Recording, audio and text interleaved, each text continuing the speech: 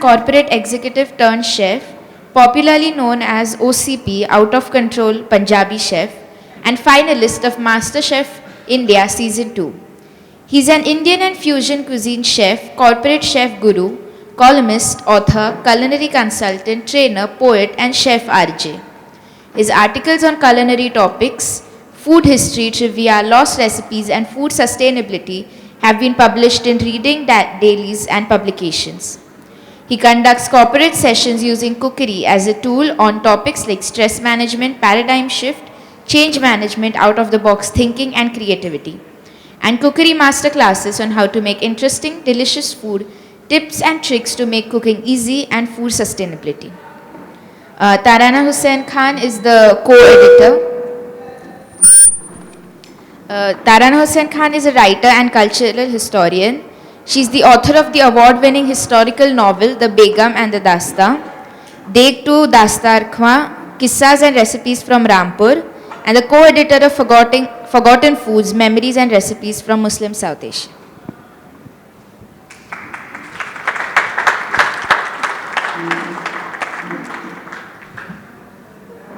Thanks a lot for coming for this session. One thing which is left in this introduction, basically all these words were to camouflage my real introduction. I'm a house husband. माँ ने प्यार से खाना बनाना सिखाया था, बीवी ने मार मार के बचावा सिखा दिया. So to camouflage that, ये सब बोलता हूँ, ये सब किया है या ये सब करता हूँ या बोलता हूँ. Anyways, as you know, she is Tarana ji. Rampur की अभी तक दो चीज़ें मुझे मालूम थी जो बहुत मशहूर थी. एक ब्रास आइटम्स और दूसरे रामपुरी चाकू. अब मुझे पिछले कुछ दिनों से मालूम चला कि रामपुर की एक तीसरे भी हैं जो बहुत मशहूर हैं, तराना Hussain Khan.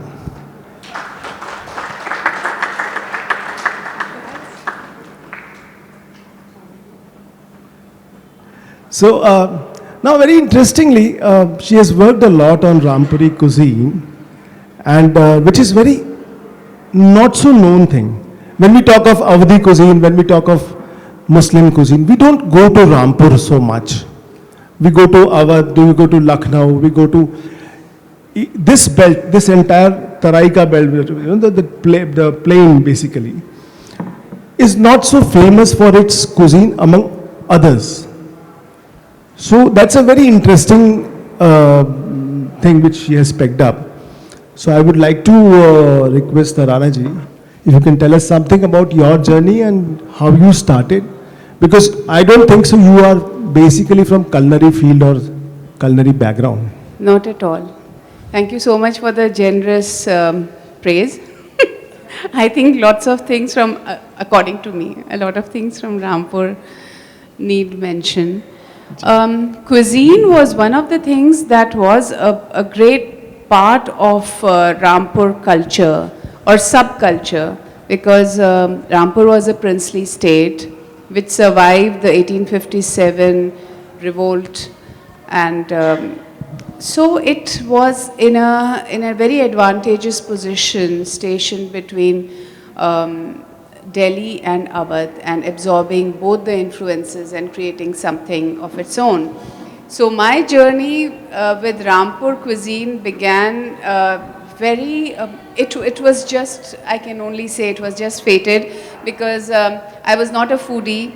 I was not a great cook also, because when you have food at home, you just take it for granted. Okay, this is how food should be, and you know, you just eat it, and that's it. And the women of my family were not involved too much into cooking. They were just sitting at the dining table and criticizing the food and what it lacked and all that. But that was learning as well. And when I started my work on researching the culture of Rampur, it was for a historical fiction that I was working on, and in my late 40s I suddenly decided that I want to be a writer. I gave up my teaching profession. Now that's a very long story, but anyway, and once I was just researching the history of Rampur. I came back to Rampur in 2010, so I became a sort of an insider, outsider My mother's side of the family was from Rampur and my husband's family was from Rampur, and so we settled back into Rampur, and I became a sort of an insider outsider, and I said let me just start reading on the history of Rampur and the culture of Rampur. And there is this Raza library at Rampur, which is a lot of people know about it because it is a repository of wonderful manuscripts and paintings. And while I was just pottering around, here is this person who comes up and he says that, do you know that there are Persian manuscript cookbooks? And that person was not allowed access to them because he probably was out of favor with the librarian.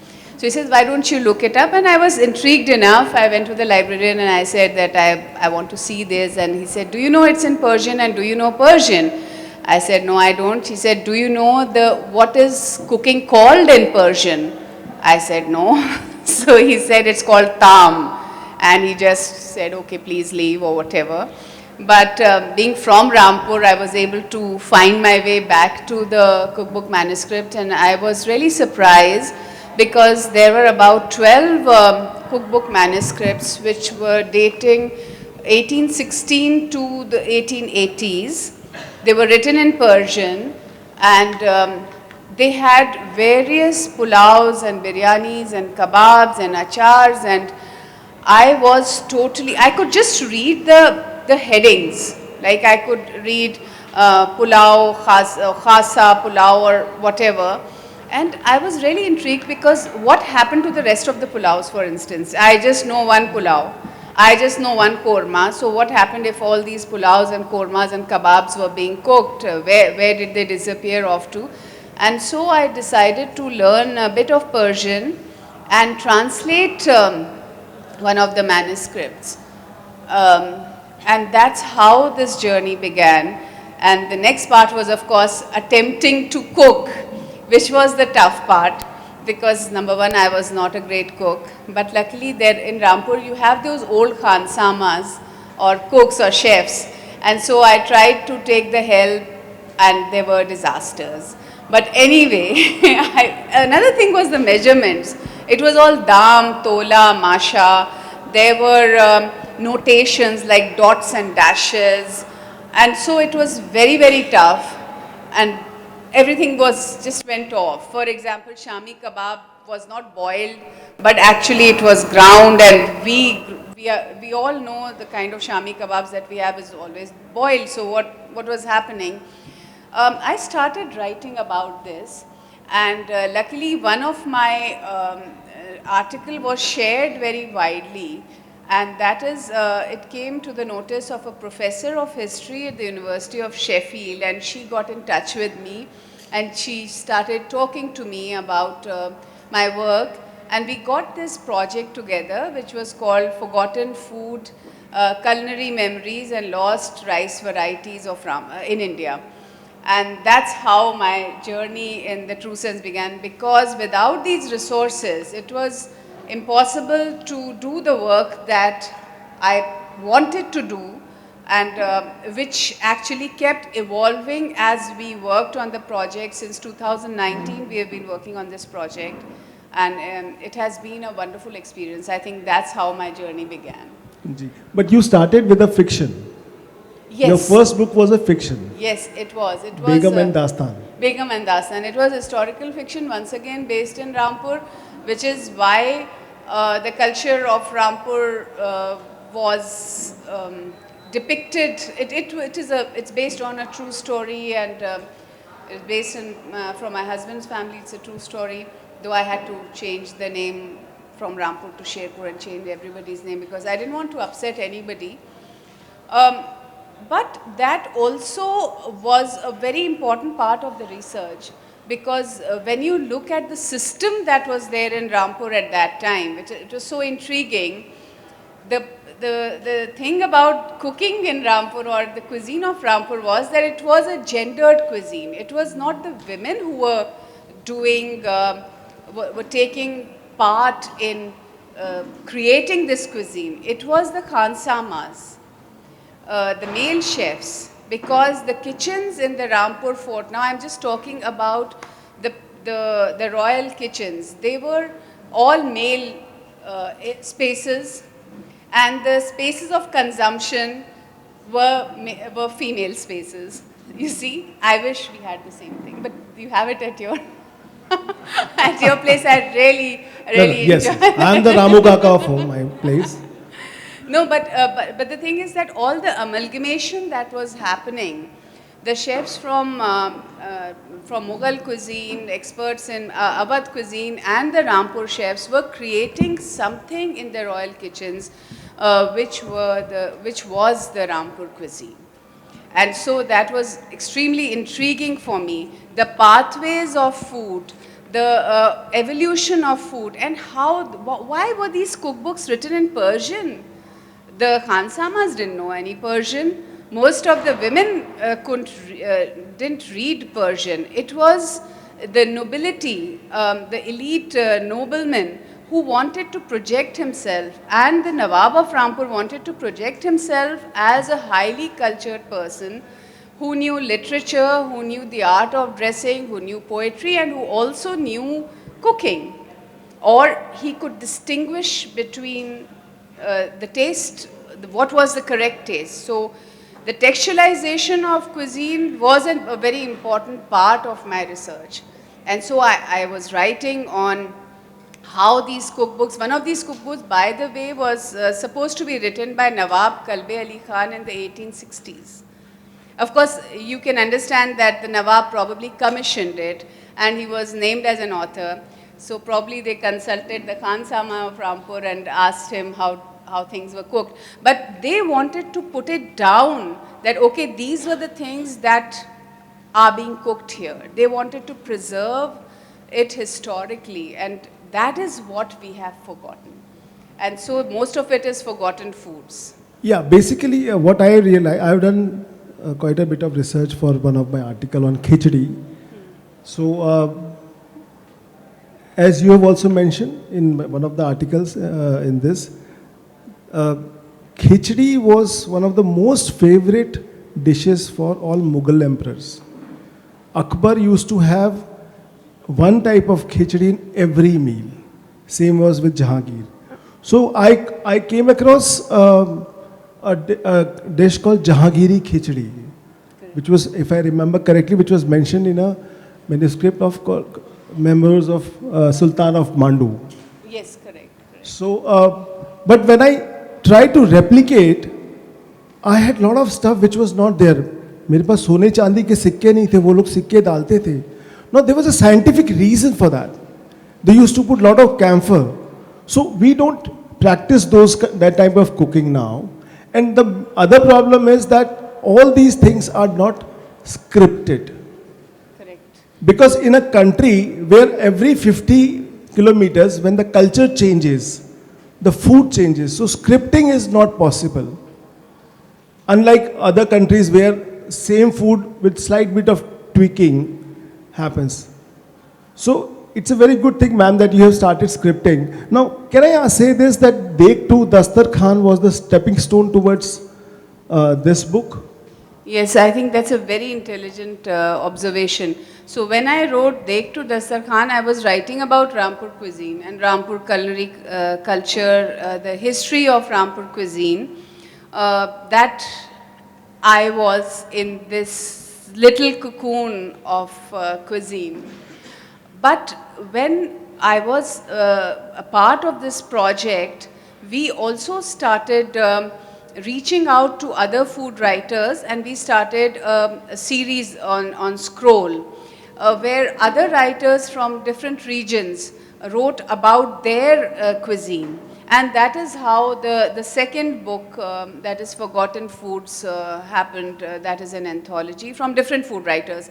So I think that from a small place, this was also a personal journey of expanding outwards. For example, Hyderabad. Now, one of the writers over here wrote about the Hyderabadi Nihari. We have Nihari in North India, but it was so interesting that in Hyderabad you have a Davasaz who actually has a potli of different spices and khas ki jad and all of that, and that is put into the nihari. It was so intriguing. And what parts of the, what kind of meat goes into it. So it was, just having this culinary arrogance that, okay, Rampur food or Mughal food or Avdi food is the best, is how we, generally think. But through this anthology, we connected with, for example, the Mapila cuisine of Kerala.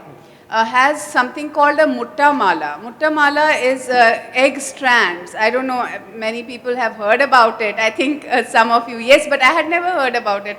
I tried to replicate it, and the author actually sent me a lot of pictures, but again, it's so difficult. That's why some of these foods are being forgotten, because we are in a hurry to, cook. We do not have the time for slow cooking. We do not have the time and the patience of sitting and doing these intricate things that our grandmothers used to do. There was another Muslim pangals, because this is about South Asian Muslim cuisine. So we had I had never heard of a pangal community of Muslims in Manipur.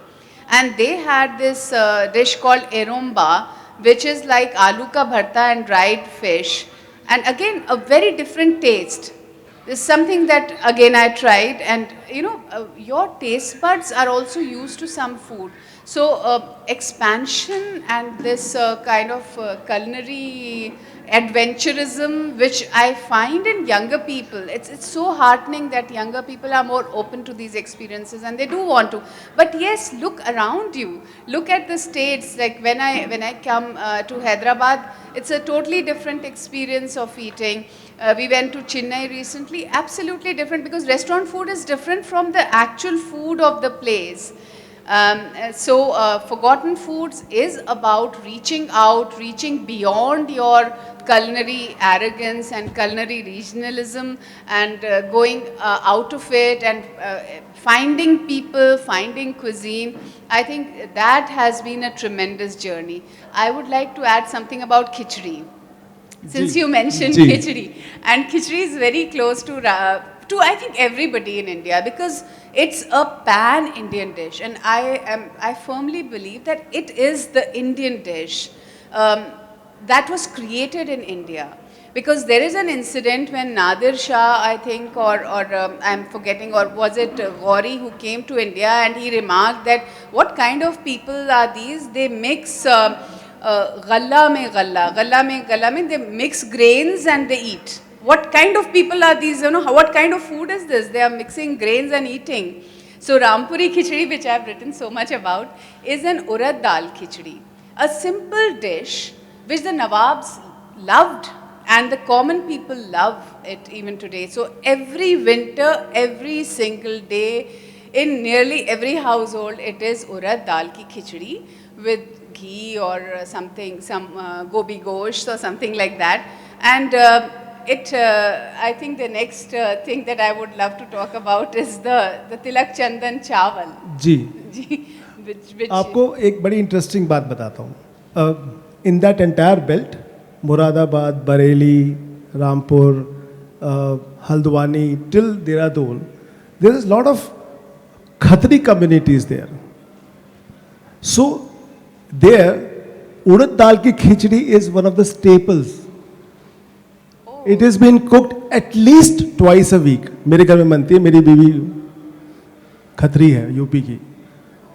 So हमारे घर में उड़द दाल खिचड़ी बनती है with the small grain, not with basmati. Yes, exactly. See, I just could not, because we are now in North India, we are so seduced by this hybrid long grain rice. We love it so much. It should be long, but it is nothing. It doesn't. It has no aroma, it has no taste. It is actually just plastic, and we just put in the spices, and that's what the rice tastes. But then this is my culinary enlightenment that I'm talking like this. Otherwise, we are just used to that long grain rice. But this urad dal khichdi was supposed to have the Tilak Chandan Chawal, and Tilak Chandan Chawal is a very small grain rice. It is as small as a urad dal. And that melding together of the two was what, and the aroma of tilak chandan, that is what the khichdi was all about. And again, this is the tilak chandan chawal was there till the early 90s, but then it disappeared off our plates as a number of heritage rice varieties. And this is something that I just wrote in one of my articles, and then we tried to revive the tilak chandan chawal through this project. Getting the tilak chandan grain was again something that was totally not possible. It took us a while to get the tilak chandan grain and to really find out that is it really tilak chandan. Then we had to send a sample to the University of Sheffield, and all this is happening during COVID times. It was very, very tough. And we were able to bring in the harvest of tilak chandan for 3 consecutive years. And I believe you were part of harvesting process. You were there in the field. Yes, I was there when they were, and again, I'm so ashamed to say this, that we have no idea how, we just observe, like staying in cities, we just observe, okay, chawal ki kheti ho rahi hai, but you actually are there, you realize how long it takes. Tilak chandan takes 6 months. Whereas the hybrid just takes 3 months. So it's like a loss-making thing and plus for the farmer. Yield is also more. Per hectare yield is also more. Yes. So that's why, Tilak Chandan as well as 2 lakh heritage varieties of rice all over India have been lost because they just became unprofitable. But what we did was, we did a very interesting experiment. We did a blind taste test. So there were 2 khichdis. One was of Tilak Chandan and one was of the hybrid. And so we did this test and we did a questionnaire that which khichdi do you like, texture-wise, whatever. We did this in Delhi and we did this in Sheffield as well, where most of the people were the white people or UK-based at least. And in both the places, it was a 50-50%. Some people liked the hybrid, some people liked the Tilak Chandan khichdi. It was 50-50%. When we did it in Rampur, immediately everybody was like, oh God, this is Tilak Chandan, where did you get it? Can we have it? The aroma is so distinct that they immediately identified it.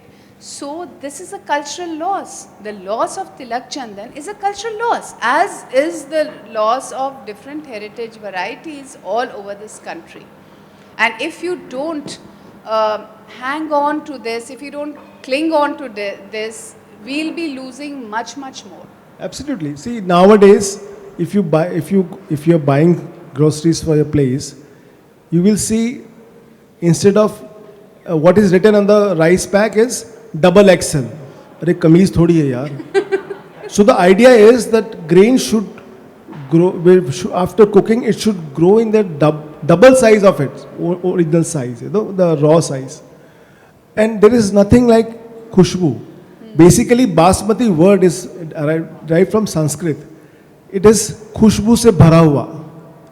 Basmati, bas is khushbu. So khushbu se bhara hua grain is basmati. अभी उसमें तो रहा ही नहीं है कुछ भी खुशबू. It is only identified as size. There is a reason behind it. Majority of basmati is used for flavored rice, and we put other flavors so much like biryani. Biryani will have so many flavors that rice का अपना कोई flavor है ही नहीं उसके अंदर. So that's why nobody is concerned about that. But there are other form of rice which are very aromatic. You don't have to do anything, just add salt and a little bit of jura and that's it. It will automatically give that kind of aroma. Ma'am, when you were researching on Rampur cuisine, did you explore the local outfits also? I was going through one video. मेरा तो अभी तक रामपुर आने का मौका नहीं लगा है. ज़रूर आऊँगा. वहाँ पे एक बब्बू भाई का हलीम नाम का बहुत एक बड़ी अच्छी फेमस जगह है. ये सब छोटी छोटी जगह हैं. हमारे शहर में भी है ना, छोटे छोटे जॉइंट्स हैं जो बहुत अच्छा खाना बनाते हैं. 99% अच्छा खाना 5 स्टार में नहीं मिलता. वहाँ पे सिर्फ स्टाइलिश खाना मिलता है. असली खाना सड़कों पे बंडियों पे ही मिलता है. सो सिमिलरली मुल्ला जी के मुल्ला दूध वाले हैं. सो ऐसे सब कोई आपने वो भी रिसर्च किया था? You connected with those people also? Yes, so you see, part of again this project was about the street food of Rampur. So, like you said, it's not in the restaurant where they put a lot of stuff. Actually, Rampur didn't have many restaurants till 20 years ago. Now there are lots of restaurants with Changezi chicken and whatnot, which is nothing to do with Rampur cuisine. The Sikh kebabs or the Chapli kebabs, these are the local places in Rampur which have the authentic. And for instance, there is this halwa sohan, which is a very famous sweet. You talked about Babbu Bhai Ka Halim. All these are very small, literally hole in the wall places where you find excellent food and something that people feel that maybe it's not hygienic. No, it's just so fresh. It's just prepared immediately. Now with the halwa sohan, these are very, very old shops that have been carrying on with a specific recipe since the times of the Nawabs.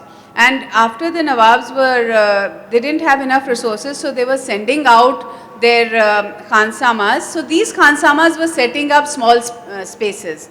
So they were making the kebabs. The kebabchi then set up a kebab shop, or the sweet khansama set up the halwa sohan shop. So they have actually are the repositories of those ancient recipes as well. So I was connecting to them, and we were writing about them. And some, for instance, with halwa sohan, so you have an Amanat Bhai, very old shop. They have changed their recipe. So I was saying that somehow this is not tasting the same halwa sohan that I remember in my childhood. Again, you know, things keep changing and you don't realize it, and then you go back and you're doing research and say, no, it was looking different, it's different. Then I realized now the person over there is a youngish person, says, oh, I got this recipe from my father and grandfather. No, because they were substituting things. They wanted, because people in Rampur are not very rich, so they had to cater to that. So they had to change instead of samnak, which is wheat germ flour, they were using suji. Suji was never used in. So you see, compositions of things have also changed. People's taste buds are changing. Like you said, pulao and biryani. We never had those long grain rice in pulao and biryani. Yesterday at Chennai, I had this jeera rice. Yes, pulao, biryani made of that, and I realized, yes, we never had those long grain rice. We had Hans Raj rice, which wasn't so long, and it was just highly aromatic rice. So as people's palates are changing, they are also forgetting things. And what are we teaching our children? Our children think that rice should be extra large. If it's good, it has to be extra large. Yeah, this is actually this is the problem. Now there is I don't know if you'll do the Google also, you will not find it. There used to be a dish called Mukund Vadi. Now, if you find, there's a restaurant in New York which calls Mukund Vadi. My mother learned this recipe from her mother, and I learned it from her. So once it is the dough, gunda hua atta, we have to wash it for very long. So when the entire gluten goes off, what is left is a jali type of textured item, and which looks like a soya vadi. The texture is like that. So, and then you can play around with that. So I tried doing that. My son, who's an academically qualified chef, he said, "Arey, why so much of mehnat? You can use, it is tasting, looking like a soya bean vadi, so we can use that now." So that's the main problem. Nowadays, neither we have time, nor we have that patience. Like, I don't know how many Hyderabadis out here have ever tried Anokhi Kheer. Have you heard about it? कुछ लोगों ने सुना है. So it's made of a प्याज की खीर है. अब आप सोचिए, प्याज का हाथ हमारी चाय में लग जाता है, we leave that chai. So I have learned how to make it. I am yet to learn लहसुन की खीर. I think आपके वहाँ पे लहसुन की खीर बनती है. Yes, so again, Now this lasan kheer, see, when I was trying to revive these old recipes, I was connecting to the Khansamas of Rampur who had heard from their ustads about the different dishes, and we were kind of putting our heads together. So lasani kheer was one of the things that that we revived, and we cooked at a food festival. We did 2 food festivals at IIC and at Jahanuma Palace Hotel. But you see, the problem in revival is now we had to kind of reimagine the recipes. We didn't have those we couldn't do such a, it was the procedures that were very long, like you were saying, just washing it to let the gluten go out. Yes. At times, because these recipe books that I was referring to did not have any pictures, so we did not know how these this food item would look like. And remember that red chilies came in much later. Yeah, in 15th century. Yes. By Portuguese. Yes, so most of these recipes had kali mirch. So I'm sure they were not looking, the curries were not looking all red like we are used to it now. Another thing, there was a very famous sweet from Rampur. It was called Dare Bahish. Dare Bahish means the gateway to heaven. It was a very famous sweet. Possibly it was created in Rampur or inspired by Awadhi cuisine. Now, Dare Bahish has a sort of a jali, and it is made from almond flour. And we can never get, there's a jali point while you are cooking it, and it has very few ingredients, but the procedure is so intricate, and you have to come to a jali point where there is a spongy thing in between. And what does it look like? Only you go back to the old timers and people who have had it, and they'll tell you this is what it looked like, but we could never achieve it. So some skills are just lost, and you just cannot revive it. Absolutely. One small thing, when you started trying these recipes, which you were experimenting, who was your guinea pig? My husband. So He's right here. So Yes. what was his yardstick? No, you see. Whether he used to tell you that वो तो इनकी हिम्मत हो ही नहीं सकती खैर कि ये अच्छा नहीं बना. No, you see, my husband has the advantage. First of all, his family is from Rampur and closely associated with the Nawabs, and so he has been fortunate enough to be a part of those banquets, the Nawabi banquets, and he has a very good memory also. He does know how certain foods, even till the late 60s, there were a lot of these foods. That's what the part that is amazing is that till the 60s, all these foods were being cooked in Rampur. I'm just talking about Rampur. They were still being cooked and they were still being eaten in Rampur. So he knew how a certain thing looked like or how it should taste like, and he would often say, no, it doesn't taste the same. Like with Tilak Chandan, he said, no, it had more intense aroma than what we could finally get, because also rice is evolving. The same thing with dishes. We had to go back to the oral history. I had to go and interview the people from the royal families and other elite families to ask them if they had this food, what did it taste like, what was the food culture all about? Because food is also about performance. Absolutely. Especially Indian food is a lot of drama. There's a tadka happening, there is this mirch, there's coughing going on, there's, the red color, the whole performance is there. So Rampur cuisine was a performance for the Nawab. He had, and for the elite people, he had to show that he had 200 dishes on his table. So then this performance had to be of that level after I had recreated it.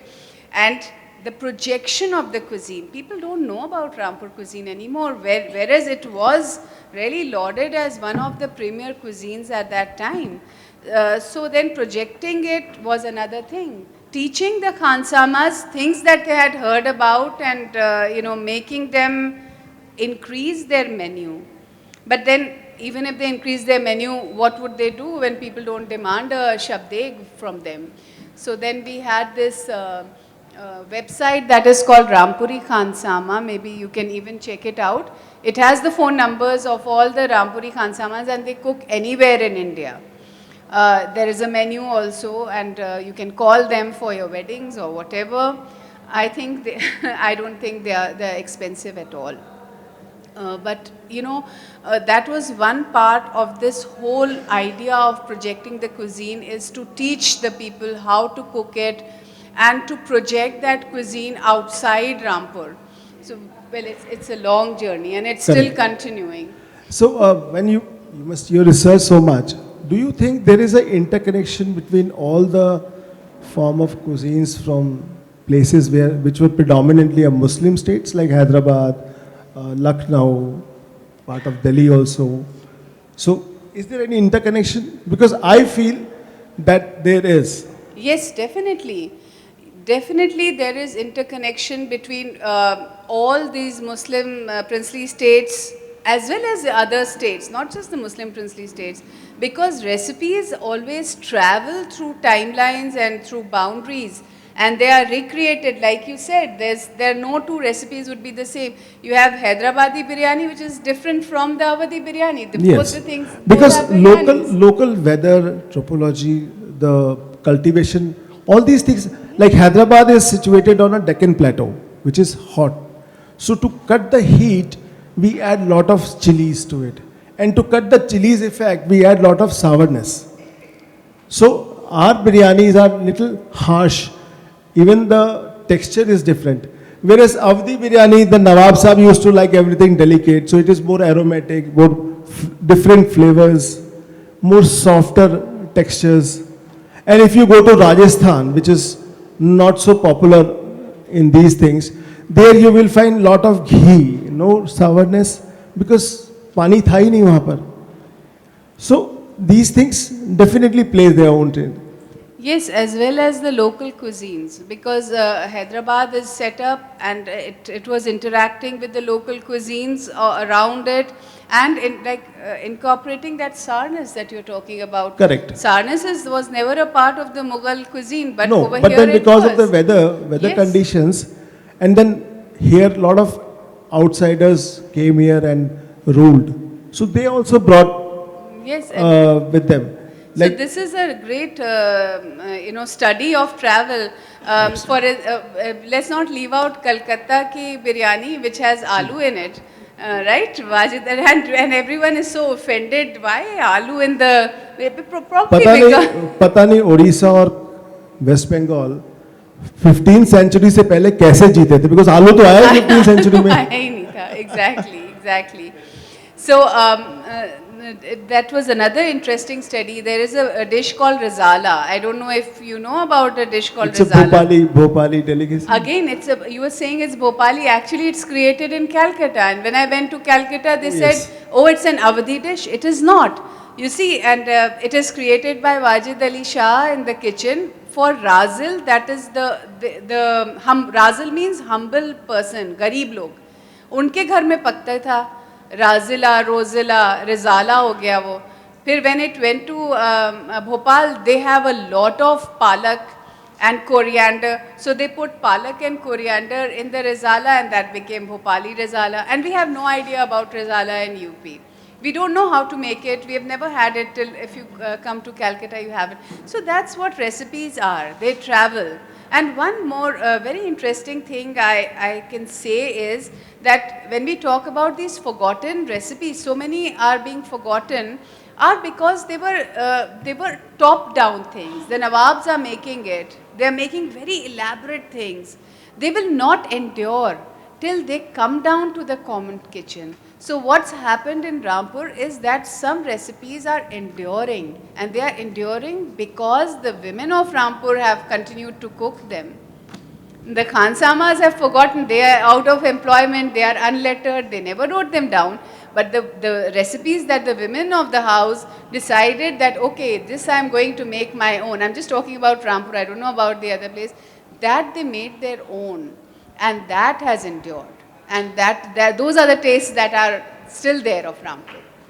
Correct. Ma'am, you have so many chapters in this, written by different people from different part of the world. How difficult was for you to compile and to get this content? It was, I think it took us nearly 2 years to, because some of these chapters are about history. For example, Muniza Shamsi writes about the history of a father's table. Faiz Ahmed, Faiz's daughter, is writing about her father's days. So, you know, connecting to them. So there are three of us editors, and we connected to these people. Some of them, even one of these writers, he said, you have to listen to my father talk about this cuisine. You have to listen, only then you will understand. So he actually sent me recordings of his father talking about the culinary traditions. And I listened to it because he says, I just cannot write it. So I had to actually rewrite the article, just to understand that what he wants to say, what does his father wants to say about, that was the Oriya cuisine. So what he wanted to convey. So a lot of writing, a lot of rewriting, some cooking as well. Because when you are editing, you have to understand for what does Muttamala mean. I just cannot understand. This is not a cookbook at all, but till I don't understand what it looks like, what it means, or how it is cooked, I just cannot edit it. So yes, it did take a long time to sit and do this. Ji. And one more thing, ma'am. Today is the time when everybody is on internet. When you have time, people are scrolling, and so many reels coming up. The other day, I saw a very, let me use the word ridiculous thought, that cooking roti on gas can cause cancer. How it is possible? How the hell it is possible? Fire is the most purest form. It covers, it destroys all kind of germs. वो पकाने में कैसे cancer हो सकता है? But and then other day also I saw a reel where all these dosa centers, they use a broom, a jhadu, to clear that. It is not hygienic. अरे वो झाड़ू से वो नीचे थोड़ी मार रहे. That jhadu is only used for the tawa. So in this era, how do you see the future of books, written books? Everybody wants it on. I cannot read it on Kindle. I have to have book in. The moment I came, we decided I am going to do this session. The first thing was this, that I grabbed these books. I cannot read it online. मेरे से होता ही नहीं है. एक page पढ़ूंगा सो जाऊंगा मैं. So, but there are very less people like me. So how do you see? And second thing, how do you try to avoid the fusion? That is one more. I do fusion cuisine. That is one more dangerous thing happening. It's like आप तकिया ओढ़ लेते हो और चद्दर सिर के नीचे लगा लेते हो. फ्यूजन का आजकल कोई एंड ही नहीं है. पता नहीं क्या क्या, मतलब डोसे की आइसक्रीम, सीरियसली मेरा मोमोज खाने का बंद हो गया. मोमोज के वो वर्जन देख देख के. Chocolate Maggi as right. मतलब आप, मैंने इतना फ्यूजन कुजीन पे काम किया है, मैं टेस्ट को नहीं, फॉर्मेट चेंज कर देता हूँ एट टाइम्स. बट ये तो ridiculous है.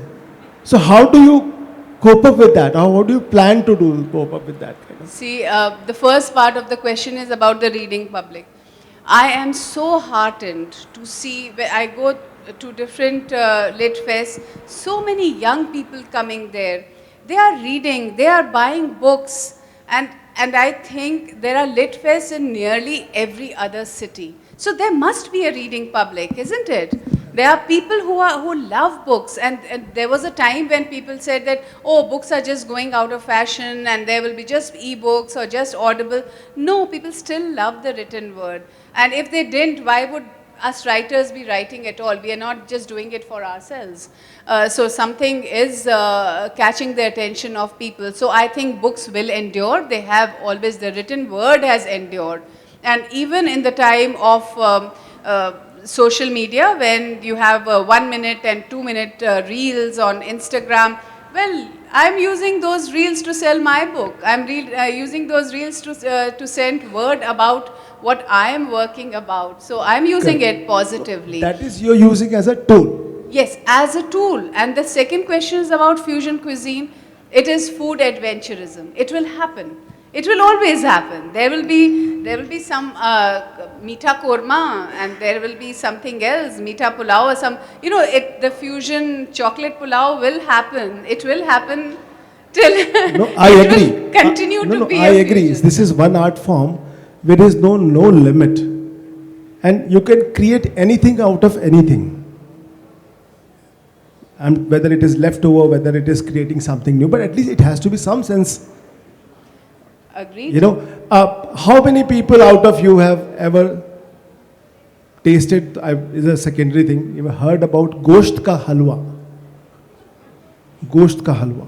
Yeah, but that's an old thing. It's a very old thing. Yes. And it's a it's not rocket science, it's a very simple process, but lengthy. Similarly, there is a Hyderabadi dish called ash. Ash, yes. It takes 9 hours to cook that dish. Meat dish, which is very close to marag, if you have tasted marag. So soupy dish. Same tadka being used for 7 times, but cooked very slowly. आज 9 घंटे का 9 minute नहीं होते हमारे पास में. I make idli in microwave in 2 minutes.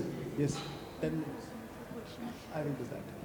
So ash is again a Mughal recipe. It's a Mughal recipe. Yes, and that has traveled through the Silk Route. So my answer to this is that it is the nature of food to be evolving all the time, but there will be food that will endure. The kormas have endured, the kebabs and pulaus and biryanis have endured. We are happy.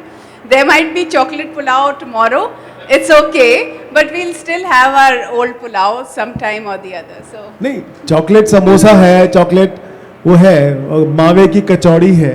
All this is fine, but फिर भी I don't know ma'am, कुछ चीजें ऐसी हैं जो मतलब let us not be And- very ji. rigid about recipes, because it is the nature of recipes to evolve. It is the nature of taste buds to change over time. Like I said, the look of the korma has changed. In Rampur, you have the tar gosh. It's a famous dish of Rampur. If that's one dish that we would just save if all the other dishes have to disappear. Now that has changed so much over time. It's now become more like korma with haldi. Because people like it and they started putting a lot of stuff in it, but it is tar gosh Correct. forever for Rampuris. I would like to invite all of you to, in case you have any query, anything to share or anything to, yes please. You can share your experience also, something different. कुछ fusion खाया पिया हो, कोई lost recipe try की हो. So Tarana ji, you mentioned about forgotten recipes, and we've been to Lucknow, and we've been to a place called Naimat Khana. I'm sure you must have heard about it. So what these people do is that they get food from various Muslim houses, and some of them cannot open a restaurant or something like that. But these are, I won't say forgotten foods, but special kind of foods which we have eaten, and we were very, very delighted. So probably for Rampur, you could, do something like that. Yeah, I really love this concept of Nemat Khana, and I know Askari very well, who's a part of this Nemat Khana. Because I believe that the best food, even in Rampur, the best food is from the homes. It's not in the restaurants at all. And I think that's a fantastic idea. When the Rampuris come out, you see they already have very good food at home. When they come out of their homes, they want to have all these shawarma and changezi chicken and stuff. So I'm not sure. They'll say, okay, my wife cooks gobi gosh very, very well. I'm not going to have this dal gosh, gobi gosh in the. That's just what I'm thinking. But then again, maybe, yeah, it can be a possibility. It can be definitely a possibility. We have to save those home. But there is cloud kitchen now. Very surprisingly, in Rampur, you have cloud kitchen, encouraged by the local administration. And so there are housewives who are preparing these dishes, and you can order it in your homes. And lovely home cooked food. Lovely Rampuri, authentic Rampuri. You don't use the word authentic, but lovely Rampuri food. In fact, our cuisine, we don't have anything authentic. Like, do you know what is authentic recipe of a butter chicken? There's nothing called authentic Or historically. mash ki dal for that matter? No. So, it changes everywhere, Yes, you know. yes. And that was a thing which a lot of people till today do not transfer the recipe to others, thinking that it is my specialty. Why should I transfer? वो फर्क हाथ का असर आएगा ही आएगा. I cannot replicate your recipe. I cannot replicate her recipe. There has to be some difference. Yeah, anyone else, please? Yeah.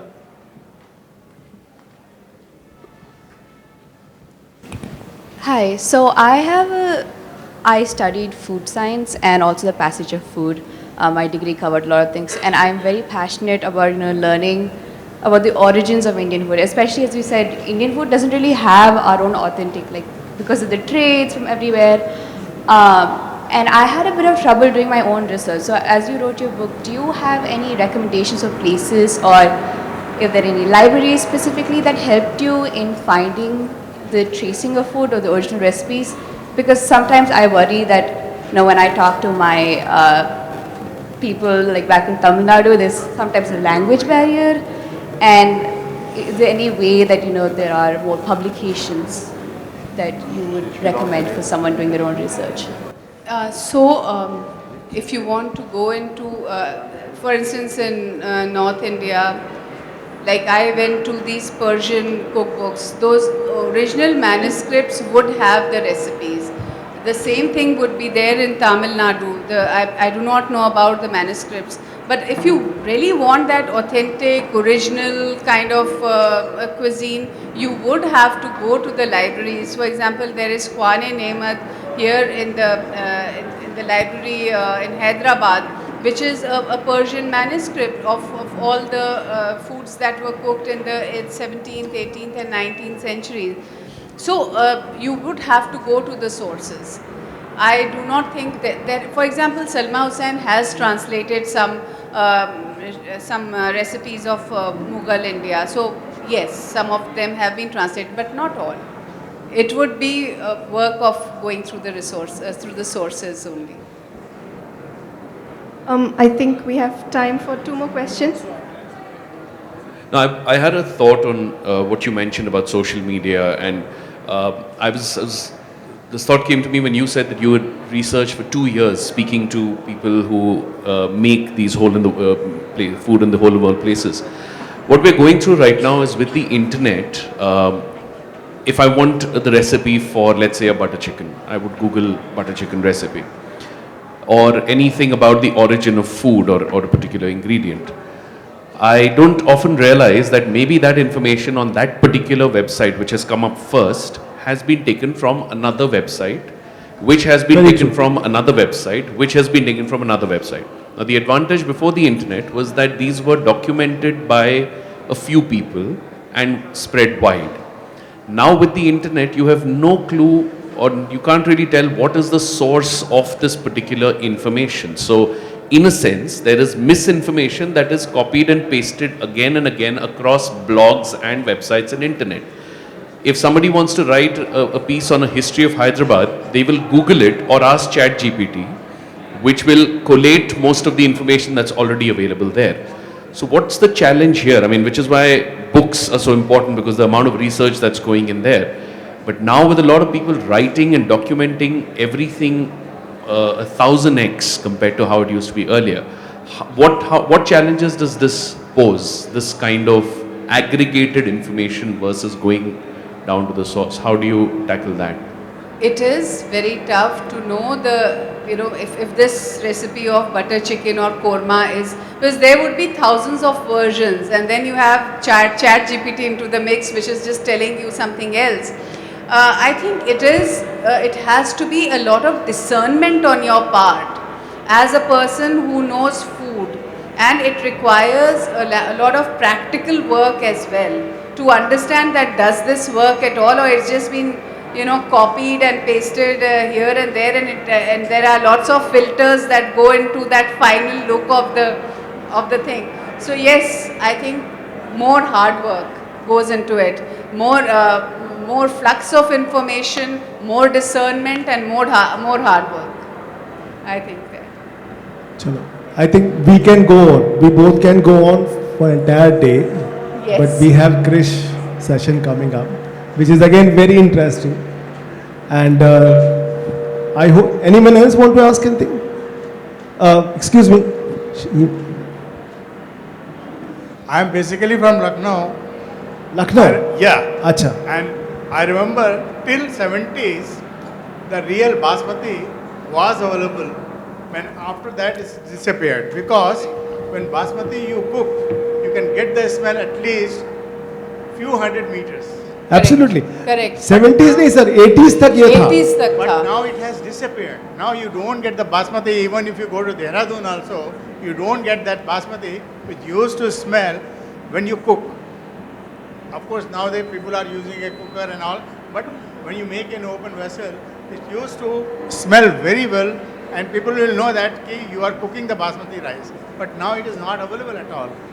That's correct. So in Rampur we have this basmati that was called Hansraj.